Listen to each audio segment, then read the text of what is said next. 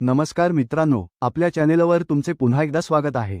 सध्या महाराष्ट्रातील हजारो पालकांच्या मनात एकच मोठा प्रश्न आहे, तो म्हणजे आरटीई प्रवेश प्रक्रिया 2026-27 ची मुदतवाढ।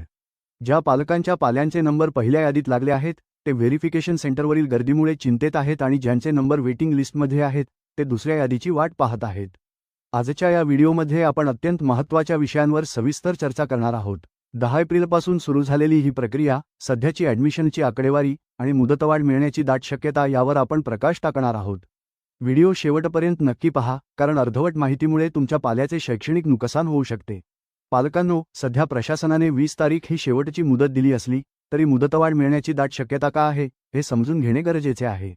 10 तारखेला संध्याकाळी उशिरा यादी जाहीर झाली, त्यामुळे 10 तारीख ही प्रत्यक्ष कामासाठी उपलब्ध नव्हतीच। त्यानंतर लागून आलेले शुक्रवार, शनिवार आणि रविवार, तसेच मध्ये आलेल्या सार्वजनिक सुट्ट्यांमुळे पालकांना कागदपत्रे गोळा करण्यासाठी आणि सेंटरवर जाण्यासाठी खूपच कमी दिवस मिळाले आहेत। प्रत्यक्षात 11 तारखेपासून कामाला सुरुवात झाली। सरकारी कार्यालयांच्या सुट्ट्यांचा विचार करता पालकांना मिळालेला वेळ अपुरा आहे। या तांत्रिक अडचणींमुळे शिक्षण विभाग नक्कीच सकारात्मक विचार करून आठवडाभराची मुदतवाढ देण्याची शक्यता आहे, असे एकंदरीत चित्र दिसत आहे। आता आपण थोड्या आकडेवारीवर नजर टाकूया। पहिल्या राऊंडमध्ये निवड झालेल्या विद्यार्थ्यांचा आकडा जवळपास 1 लाख इतका मोठा आहे। मात्र सध्याची ताजी आकडेवारी पाहिली तर केवळ 20,000च्या आसपास प्रवेश निश्चित झाले आहेत। 1 लाख विरुद्ध 20,000 हा फरक खूप मोठा आहे। याचाच अर्थ असा की अजूनही 80%हून अधिक विद्यार्थ्यांचे डॉक्युमेंट व्हेरिफिकेशन आणि स्टेटस अपडेट होणे बाकी आहे।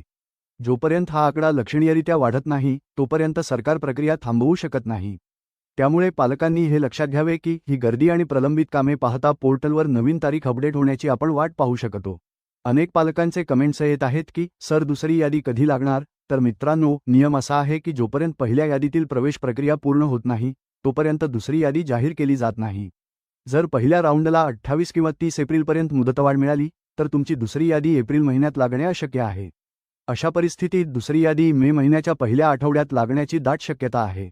वेटिंग लिस्टमध्ये असलेल्या 80,000 विद्यार्थ्यांसाठी ही महत्त्वाची बातमी आहे। ज्या शाळांमध्ये पहिल्या राऊंडनंतर जागा रिक्त राहतील, त्याच जागांवर वेटिंगमधील विद्यार्थ्यांना प्राधान्य दिले जाईल। त्यामुळे वेटिंग लिस्टच्या पालकांनी थोडा संयम ठेवणे आवश्यक आहे। मुदतवाढ मिळेल असे वाटत असले तरी एक गोष्ट गांभीर्याने लक्षात घ्या, मुदतवाढीची वाट पाहत बसणे चुकीचे ठरेल। जोपर्यंत अधिकृत GR किंवा पोर्टलवर अपडेट येत नाही, तोपर्यंत 20 तारीख हीच अंतिम मानून आपले प्रयत्न सुरू ठेवा। केंद्रावर गर्दी असेल, त्रास होईल हे मान्य आहे, पण आपल्या पाल्याच्या भविष्याचा प्रश्न आहे। 20 तारखेच्या आत तुमचे डॉक्युमेंट व्हेरिफिकेशन पूर्ण करण्याचा आटोकाट प्रयत्न करा। तुम्ही ज्या केंद्रावर जात आहात, तिथल्या अधिकाऱ्यांशी संवाद साधा, त्यांना विचारून घ्या की प्रक्रिया कशी वेगवान करता येईल। सर्व ऑथॉरिटी आरटीई डिपार्टमेंटकडे असल्याने आपण केवळ त्यांच्या सूचनांचे पालन करू शकतो। कागदपत्रांची त्रुटी ठेवू नका, जेणेकरून सेंटरवर गेल्यानंतर तुमचा वेळ वाया जाणार नाही। मित्रांनो, आरटीई बद्दलची प्रत्येक छोटी मोठी अपडेट मी तुमच्यापर्यंत पोहोचवत आहे। तुमच्या मनात काही शंका असतील तर नक्की कमेंट करा। मी प्रत्येक कमेंट वाचतो आणि त्यावर उत्तर देण्याचा प्रयत्न करतो। जर काही कमेंट्स राहून गेल्या असतील तर नवीन व्हिडिओवर पुन्हा कमेंट करा। आपण जास्तीत जास्त पालकांना मदत करण्याचा प्रयत्न करूया। हा व्हिडिओ इतर गरजू पालकांपर्यंत शेअर करा, जेणेकरून त्यांची भीती दूर होईल। पुढील अपडेटसाठी चॅनेलला सबस्क्राईब करा आणि बेल आयकॉन दाबा। लवकरच भेटूया नवीन अपडेट